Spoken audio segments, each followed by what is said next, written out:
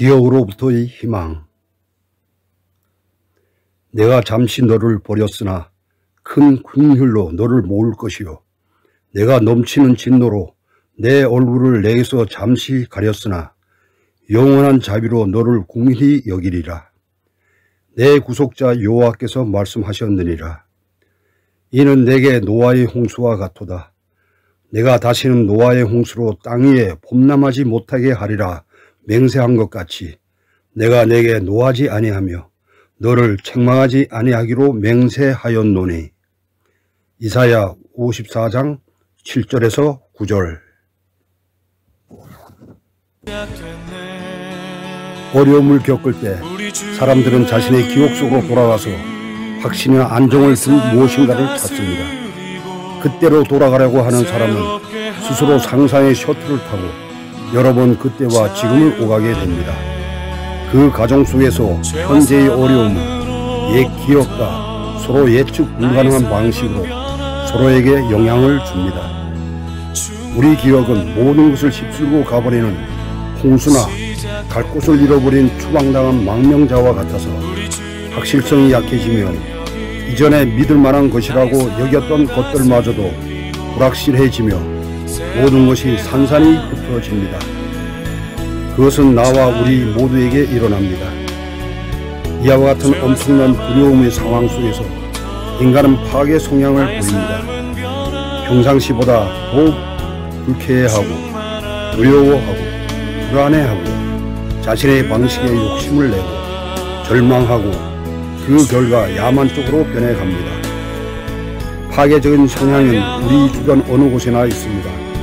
일상의 날들을 우리는 여러가지 힘에 굴복하며 살아갑니다. 필요에 따라 나와 내 주변만을 챙기며 이기적으로 현실적으로 굴복하며 살아갑니다. 이것의 대안으로 우리는 건강한 기억을 현재로 가지고 와 새롭게 상상해 보거나 시로 읊조리는 행동을 생각해 볼 수 있습니다.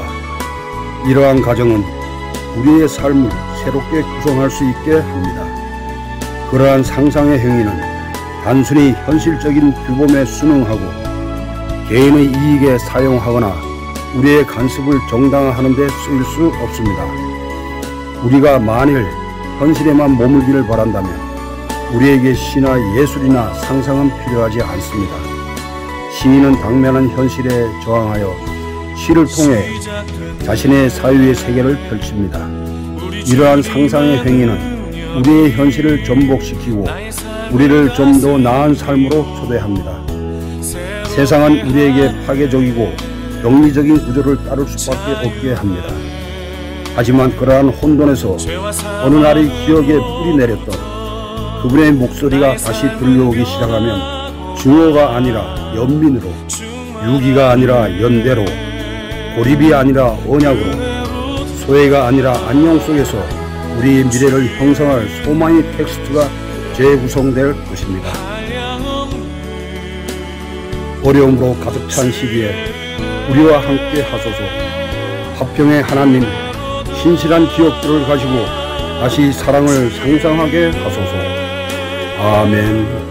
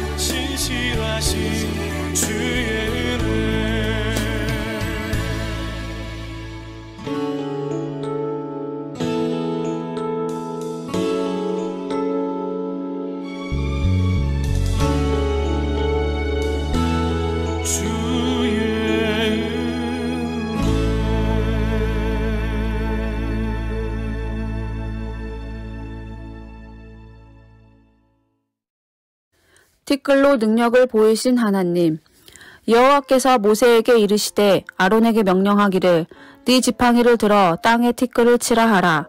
그것이 애굽 온 땅에서 이가 되리라. 그들이 그대로 행할세.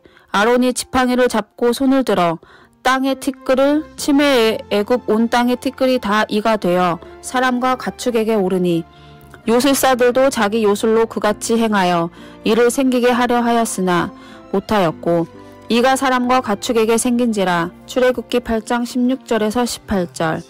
여러분 중 누군가는 본문 말씀을 보며 매우 원시적이어서 우리와 동떨어진 매우 이상한 텍스트라고 생각할 수도 있습니다. 매우 오랫동안 말씀을 읽어온 유대인들과 기독교인들을 제외하며 말입니다. 그러나 말씀을 반복해서 읽을 때 놀랍게도 현재와 매우 비슷함을 발견하게 될 것입니다. 왜냐하면 말씀의 등장인물들이 지금도 동일하기 때문입니다. 절대 왕정 국가의 군주인 파라오, 군사, 정치, 경제 지도자, 성가신 도덕주의, 갇혀있는 자의식, 실패한 가정, 계속되는 빈곤의 공동체. 뿐만 아니라 이곳에도 여전히 마법사들이 있습니다. 마법사들은 결정적인 능력을 통제, 독점하고 그들만의 이데올로기를 유지하기 위한 수단으로 사용합니다. 그러나 그들 반대편에는 아론과 모세와 함께 자유롭게 서 있는 사람들도 있습니다. 그들은 절대 왕정 하에서도 진리를 지키기 위한 방법을 알고 있습니다. 그들은 억압적인 현실의 구조의 바깥의 삶을 위한 공간과 힘과 가능성을 창조하는 사람들입니다. 그들이 여러분에게 전하려는 소식은 야훼, 곧 피조물을 창조하시고 다스리시는 하나님은 여전히 피조 세계를 주관하신다는 사실입니다. 그분의 나라에서 살아간다면 파라오를 넘어서는 가능성들을 선포하고 그것이 군사적이든 경제적이든 종교적이고 도덕적이든 그 무엇이든지 제국의 힘에 굴복할 필요가 없다고 선포할 수 있습니다. 우리는 이 노예 공동체와 함께 기뻐하고 춤추며 자유와 살롬을 위한 공간을 찾을 수 있습니다. 우리는 우리 삶에 불쑥 나타나는 파라오에게 복종하고 그들을 돕고 지원하기 위해 부름받지 않았습니다. 오히려 우리는 그들을 떠나 새 삶을 살도록 그리고 완전한 샬롬, 즉 평화의 삶을 위한 공간과 에너지를 찾아 파라오의 체제와 분리되어 살도록 부름받았습니다. 출애굽은 지금까지도 환경과 상황에 따라 모양과 제도는 다르지만 성경 전체와 신앙의 삶 전부를 통하여 계속해서 재현되어 왔습니다. 또한 그 속에는 많은 미래의 이야기들이 담겨 있습니다. 지금도 여전히 세상은 삶과 죽음, 세상 권력에 대한 부패와 울림들이 띠끌처럼 퍼져 있습니다. 띠끌처럼 퍼진 죽음의 세력은 부패하며 썩은 냄새를 풍깁니다. 그러나 복음은 언제나 자유를 위한 변화된 삶을 만들어줍니다. 그리고 우리는 그리스도로 인해 해방되었습니다. 티끌로 이로 만드신 하나님, 우리의 마음을 부드럽게 하소서. 우리로 하여금 죽음의 방식들에서 돌이켜 주님의 살롬으로 향하게 하소서. 아멘.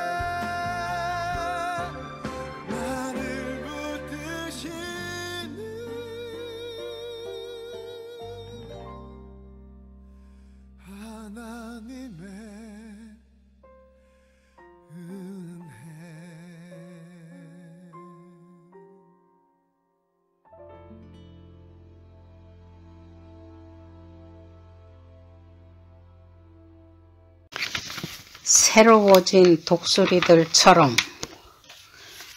오직 여호와를 앙망하는 자는 새 힘을 얻으리니 독수리가 날개치며 올라감 같을 것이요 다름질하여도 곤비하지 아니하겠고 걸어가도 곤비하지 아니하리로다. 이사야 40장 30절. 여기에 복음이 있습니다. 복음은 우리가 거짓 신을 섬길 필요도, 거짓 생명을 의지할 필요도, 거짓 능력을 두려워할 필요도 없다는 것입니다. 우리는 삶을 다르게 읽을 수 있습니다. 그리고 그 방법을 기다리는 것입니다.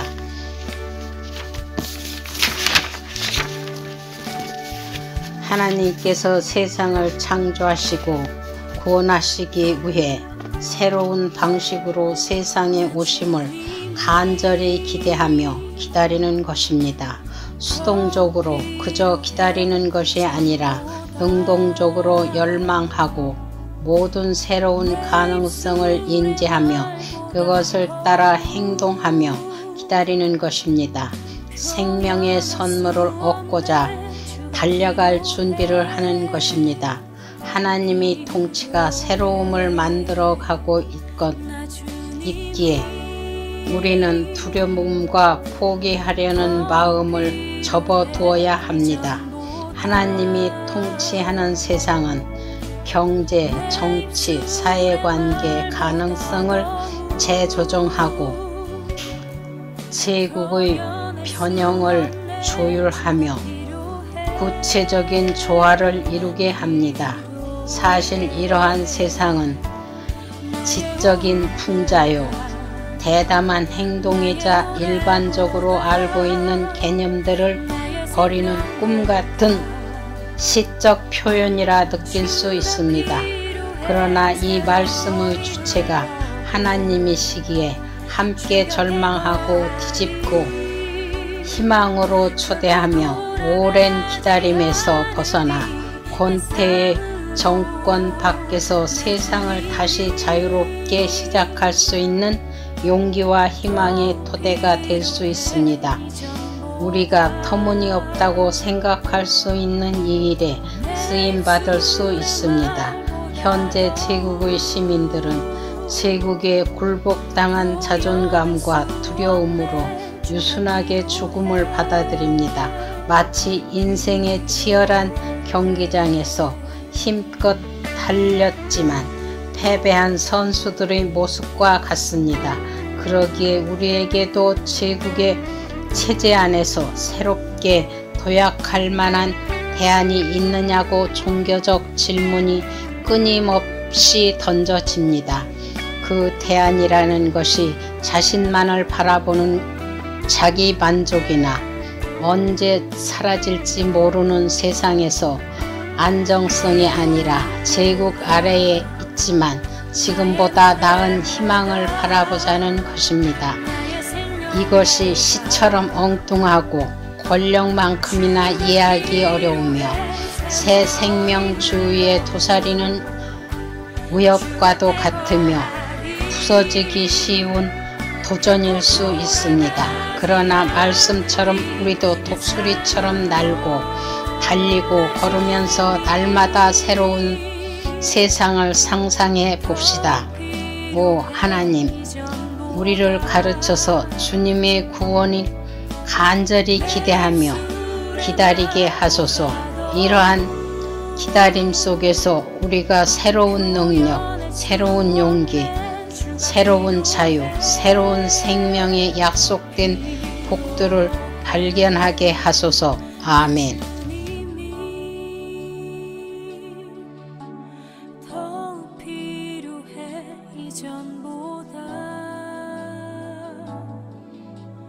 내 입술의 말보다 더욱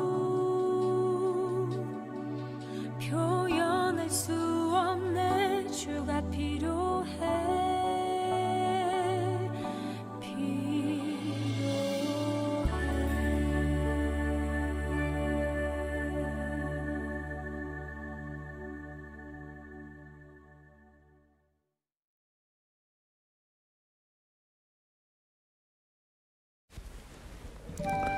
나의 이름을 부르시니 야곱아, 너를 창조하신 여호와께서 지금 말씀하시느니라. 이스라엘아, 너를 지으신 이가 말씀하시느니라. 너는 두려워하지 말라. 내가 너를 구속하였고 내가 너를 지명하여 불렀나니 너는 내 것이라. 이시야 43장 1절. 두려워 말라는 것은 이상한 선언입니다. 그러나 이것은 세례받은 하나님의 사람들 모두의 의무입니다. 우리는 세례받을 당시에는 서로 다른 사람들이었습니다. 사도행전의 초대교회 이야기는 예수님이 세례를 받을 때 성령님께서 오셨던 것처럼 하나님의 영이 세례를 받은 사람들에게 임하셨음을 들려줍니다. 성령께서는 우리의 인격에, 우리의 몸에, 우리의 상상에, 우리의 기억에 하나님의 자유를 가지고 찾아오시는 분입니다. 그래서 우리는 세상을 두려워하지 않습니다. 세상과 다르게 살 수 있습니다. 통제하거나 지배할 필요가 없고 축적하거나 불안에 쫓길 필요도 없습니다. 사도행전은 세례받은 사람들, 성령께서 찾아오신 사람들, 세상을 두려워하지 않는 사람들에 대한 전기입니다. 하나님께서 아시고 이름을 부르셔서 두려워하지 않는 사람들의 공동체에 대해 들려줍니다. 천하를 어지럽게 하던 이 사람들, 이 말씀을 제대로 다시 말하면 천하를 뒤집어 버리게 하는 사람들입니다. 겁먹은 사람들이 결코 세상을 바꿀 수 없다는 것은 진리입니다. 왜냐하면 그들은 자신을 보호하는 데 너무 많은 힘을 썼기 때문입니다. 세상을 온전하게 만드는 소명을 받았다는 것은 세례받은 사람들, 하나님께서 아시고 이름을 부르셔서 두려워하지 않은 사람들을 의미합니다. 두려워하지 않는 사람들은 유세대에 열려있지만 겁먹은 사람들은 늘 이웃으로부터 자신을 보호하려 합니다. 두려워하지 않는 사람들은 자비와 긍휼의 행동을 보이지만 겁먹은 사람들은 도움이 필요한 사람들이 있음을 자각하지 못합니다. 두려워하지 않는 사람들은 아침에 기도하고 하루 종일 삶을 돌려보며 밤에는 감사와 찬양으로 기뻐합니다. 겁먹은 사람들은 끝없이 불안해하고 불만족합니다. 그러므로 두려워하지 마십시오. 하나님께서 여러분에게 말씀하십니다.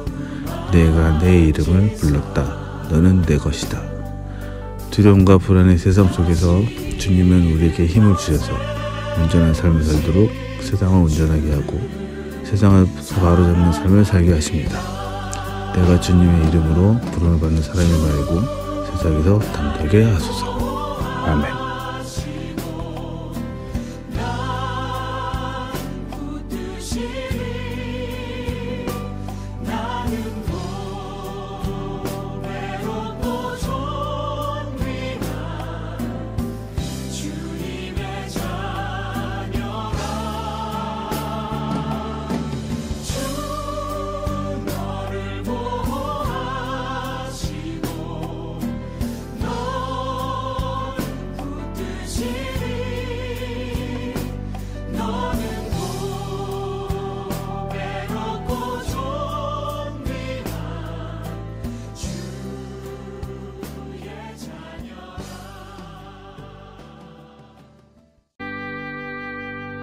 오랜 노력이 필요한 기적.